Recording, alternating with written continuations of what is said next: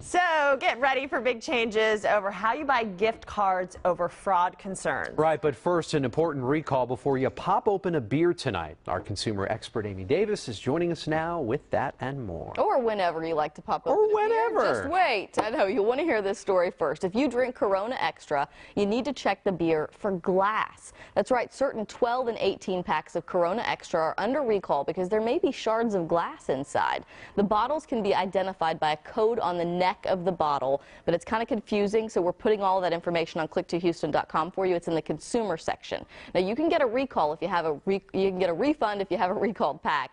The company says it's working with its distribution partners and retailers to resolve the issue.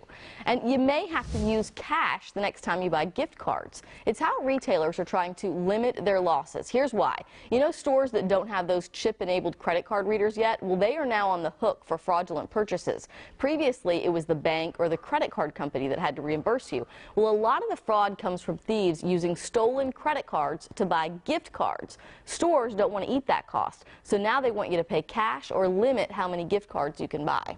Okay, well, I guess it's a fair shake. Way for them to protect themselves. Just get the chip-enabled cards, right, and you wouldn't have a problem. So we asked people what they think, who you think should be responsible for fraud, and it looks like most of you said retailers. We said, oh my gosh, this is going to be pretty strange if everybody says, I think the consumer should be on the hook, right? But apparently 33% of you said that yeah, the is customer odd. should be on the hook for that. Interesting. All right. All right, Amy, thanks so much. Thanks.